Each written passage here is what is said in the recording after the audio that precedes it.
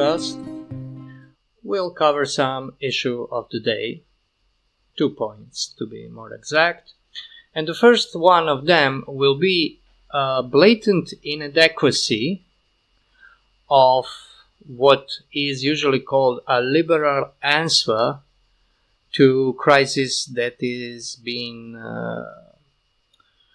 provoked by what we might call also identity politics. I would call it even identity metaphysics. That's apparently rules the Western world for decades now and coming to fruition in our day and age, unfortunately. We are cursed to live in quote-unquote interesting times, although I don't find this all that interesting. But let's keep it that way for the sake of argument. Now, when we talk about liberal attitude, I will try to be as precise as I can. I don't mean by that 100% classical liberalism or this 100% pure lunatic liberalism that are apparently in some kind of conflict, but it is blatantly obvious that they are congenial. I am addressing a kind of metaphysics, and I want to stress in advance that the order between metaphysics, or better to say between principles and let's say accidental effects of those principles cannot and should not in any circumstances be inverted. Now, by accidental, I have a very specific thing in mind. I don't mean, as is usually in our colloquial speak signified, by accidental that is somehow unrelated, that the effect is unrelated to the cause. That's absurd.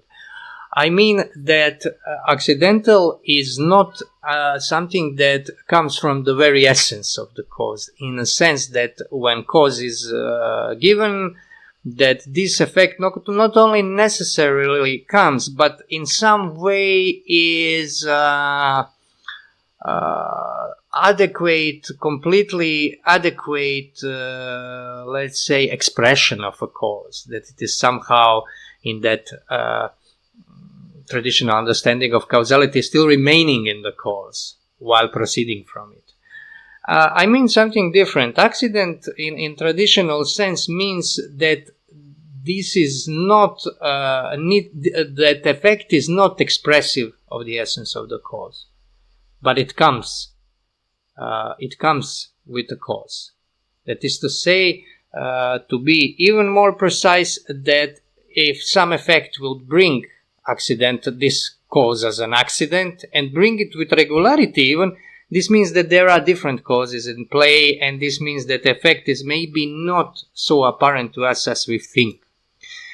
This is why I'm saying this, because people tend to invert today the ordering of metaphysics and politics, to be more exact. So when you take this liberal attitude or liberal mentality in the widest possible sense of the word as merely a politics that has metaphysical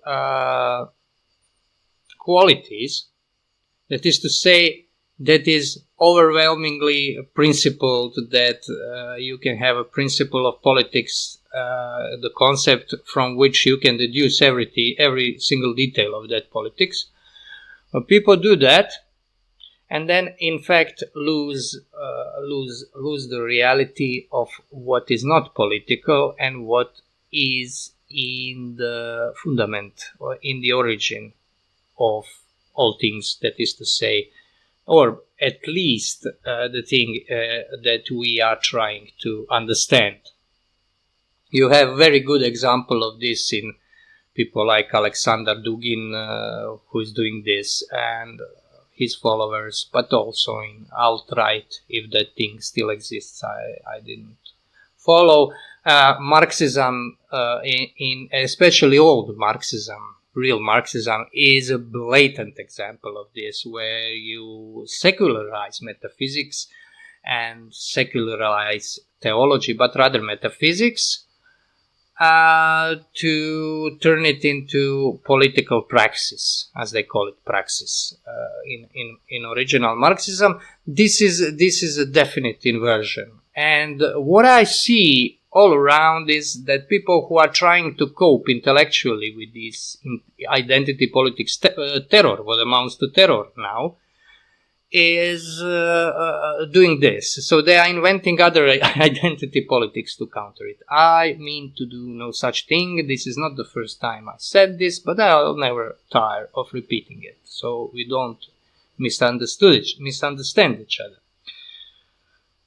Now, what is this mentality? This is the mentality that is based on negativity, and this is the most fundamental thing. Now, to once more clarify what is this essence-accident relation, if I say that metaphysical origin of something is negativity, I cannot really deduce by necessity what appearance the effect will have. I would even venture to say, if negativity is principle from which something proceeds, the possible forms of effect are indeed infinite, which is a very ominous thing, because perfection, freedom, goodness, beauty, whatever of the effect is given from its end, that is to say, from its limit, imposed upon it by its cause. This is what makes it effect unique. In this strange metaphysics that we denote provisionally like liberal, metaphysical liberalism, you have some kind of imposition on this uniqueness. You have imposition of individuality on uniqueness, because being individual and being unique does not have to be equivalent. You have to define what you mean by individuum, and individuum can get really opposite meanings depending on the usage of the term. And now let us proceed to examples to give meat to the bones of the argument. I noticed in this sphere of intellectuality, internet-based intellectuality, that is to say, people who make podcasts and videos and talk about these things like these racist, racialist demonstrations and riots in England and USA, but especially in England, this is pronounced. This tendency to counter those people who are enacting this by the idea of debate, of talking it out. And the phrase that usually gets repeated is, we can disagree and it's fine. They love this world fine. Well, I disagree about this. It's not fine to disagree. To disagree is fine until the truth has been achieved. But once the truth has been achieved, disagreement with truth amounts to lie. What is interesting here is that people are trying to defend with all their might the principle of having a subjective opinion, that is to say, to having a freedom to decide upon the truth. I don't think that freedom to decide upon the truth exists. I believe that freedom to accept or reject the truth exists. But to decide what it is, that there we part. And I think that the main, the fundamental, the original cause of this mental attitude that is effectuated by these riots is the same like the one that effectuate the response to riots, that is to say, individualism. Now, in individualism that is based upon the premise that reflective material animal called human that can reflect, and it reflects also materially, which is in fact impossible, but it can give a resemblance of reflection, and this resemblance is what we call consciousness, because consciousness is an external phenomena of something that is inner. If I'm conscious of myself in a stricto sensu, that would mean, for instance, that I'm looking at myself in the mirror, not introspecting myself. This is reflection.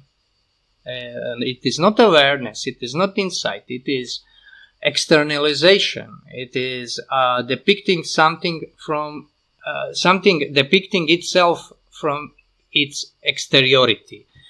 And this is the same on both sides of the spectrum, no matter how wide they disperse or diverge in conflict. And for this reason, I don't think anything will come out of it. Practically speaking, also, this Black Lives Matter, we had them in Croatia, even with it, which is, it's funny, absurdly funny, but with a slight touch of nausea-inducing absurdity. We had somebody held a speech. They find a few blacks that were around in Croatia and pledged their lives to safety and peace and love between people, which are completely meaningless phrases in this context, especially in the context of country that is racially completely homogeneous. There is no problem of racial conflict. But as anybody with an ounce of brains understands, this is not about justice in any kind of way, but it's about conflicting, self-conflicting racial politics, identity politics. And by this I mean this movement just will depart further, just to say this about this Black Lives Matters, about the whole this brouhaha about race, which is something that is, from my standpoint, very, let's say, very alien, because I live in a part of the world where this was never an issue in the sense that it was in other countries, more Western countries like England and USA. I think it's all racism, and this is something I said a few times before. I noticed this also in all identity politics. It is the reduction to the of people to lowest common denominator. And reduction is an act of negation of all properties, save the one property that will be understood as fundamental. And in this sense, it is a material property of biological design, a difference between humans, which are absolutely real differences. Nobody with an ounce of brains would deny them in a biological sense. But now we come to the gist of the matter, and what I found problematic on both sides of the spectrum, which makes them, in my eye, just one spectrum, one rainbow of delusion. This is when we come to this idea of collective. Now, I said that this, what we provisionally call liberal metaphysics, is individualistic. It is also collectivistic. It is collectivist by necessity. Because if you have individuals, if you reduce humans to individuals, that is to say material, biological individuals, as is the case, then you get classes of individuals, like, let's say, you'll group them together. And you group them together according to most simple principle you can think of in material sense. And at this stage, it is race. there are attempts, and what is very important, and you have to bear this in mind. Homosexuality, transsexuality, and all this whatever sexuality, whatever mental disorientation or ailment they turned into orientation. This is very important here because those are also simple principles that are understood as biological, but they are probably not such, but are used to reduce people to groups. And what is very important is that when people are reduced to race, you don't see this so clearly, but when they are reduced to sexual orientation, you do see that this is arbitrary. These are acts of will. And it has to be so, because if you take man as an individual, pure material individual, there is no any discernment between this individual and other individual, except that they are other individuals. The otherness, the pure otherness, that is the same material discreteness, like pure units, and something like that does not exist in nature. It exists in imagination, in materialist imagination, but we are unfortunately living at the stage of history, at least it's how it seems to me, where this materialism is kind of just a preamble to something much worse, and this is the solution of even materialism, going into nothing. I would give an example of this with these, for instance, white nationalists who, for reasons unfathomable to me, gain ground, for instance, in Eastern Europe, also not so much as in the West where they came from, but also in Eastern Europe and so on and so forth. Because in Eastern continental Europe, and probably further to the east, I'm talking about Europe, not interested, very, very much interested about Asia and other parts of the world. The belonging to people is still, and belonging to church, to religion, is still a real thing. So this is not by real.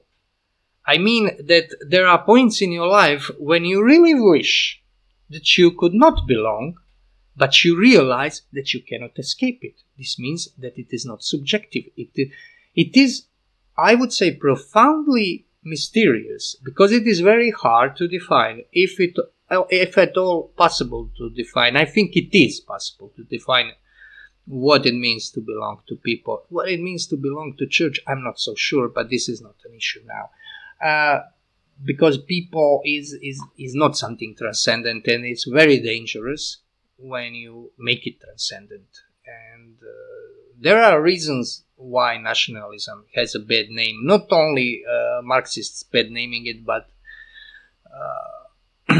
this sacralization of people in the 20th century and in the 19th century also brought about some really devastating social catastrophes. But this does not mean that peoples don't exist. White nationalism, as I understand it, takes race as a principle of nationhood. And this is reductionism. Not only nationhood, but of ethnicity. Being people means being white or black people. This is simply something that I believe anybody with any sanity who is living, well, let's say in this part of Europe, could accept, because it is negation of everything else. You have to understand, in reduction, there are two different modes to come to the first principle. One is analysis, one is reduction. In analysis, you entangle the knot that is between effect and the cause. In reduction, you erase every effect until you come to what you consider to be a cause.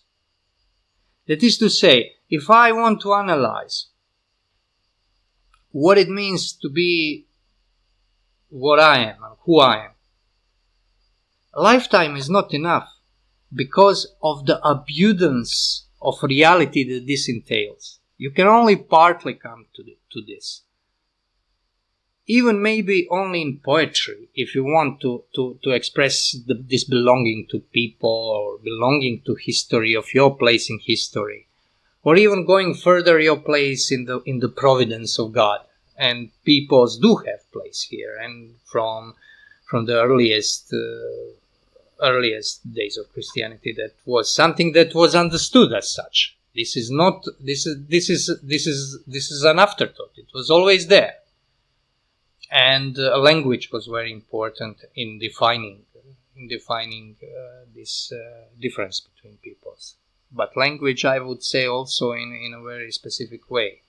In my language, in old Croatian, in Middle Ages, High Middle Ages, jezik, the language or tongue, was the synonym for people. So that's very important thing, but not the only thing. When you take race, this biological factum, this is, in my eyes, only expression of complete and utter reduction. And this is the kind of reduction that has to annihilate everything else that it considers accidental. And it has to consider everything else accidental because it is materialist. It has to come to one piece of dust, one particle, one gene or whatever that defines someone, something, better to say, and then collects the group. This is, for instance, when they say this term ethnic group.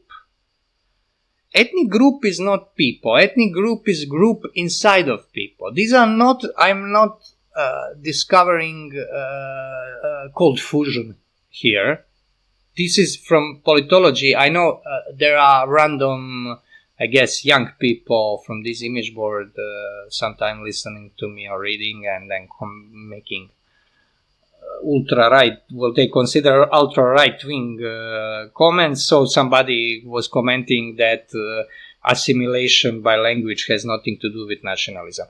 The thing is, when I say, these are textbook things. This is high school knowledge of these terms. This is nothing special. So let us not go on the tangents on things that are very clear. And seeing that, for instance, these white nationalists seem to consider themselves to be academic, or at least some of them academically accomplished, I would beg to differ, because really these terms are very this is politological terminology that cultured persons should know. Now, this is the experience of certain white nationalism. Is an expression, and a racial conflict is an expression of the problems that certain peoples had. Not certain races. This is my point of view. The argument that if I get to jail, I would have to hang out, I don't know, with whites in American jail, let's say, and this somehow defines, proves the reality of their standpoint. It just proves them wrong, because if you have to, this is existential equivalent of logical reduction, violence. This is not reality that will put you in the group. By the violence, the unnatural state of things. And this is very ominous indeed, I would say. And I'm very sorry to see when you scour the internet that this is underlying principle of resistance to this desolatory politics, and I would say even drives in human beings, because simply I find it ominous simply because I have a feeling, I think I could even demonstrate if I would make a bit more effort in essay form analysis, that the origin is completely the same, and therefore results will be the same in the absolute sense. To conclude, the origin is negativity and the result is negativity. The only essential effect of negativity is negativity. As Heidegger said, and rightly so in this time, nothing annihilates. Nothing annihilates. Logical positivists hated this sentence, but it is a true sentence. Only it's not demonstrable in the framework of logical positivism. But after all, logical positivism cannot be demonstrated by logical positivism. So why bother? Why bother? That would be it for this podcast. In the works we have the second part of the essay Word of Old, if you remember it, about relationship of Christianity to ancient metaphysics. I think it will be interesting. It's a quite snail's pace work. It takes a long time. It takes an effort in a hot Croatian Dalmatian summer. It's not easy to do something like that, and there's a lot of other work, so I beg patience and support, of course. Not that I don't beg, I order you. Thank you for your attention. This was Branko Malic of College Tribune signing out.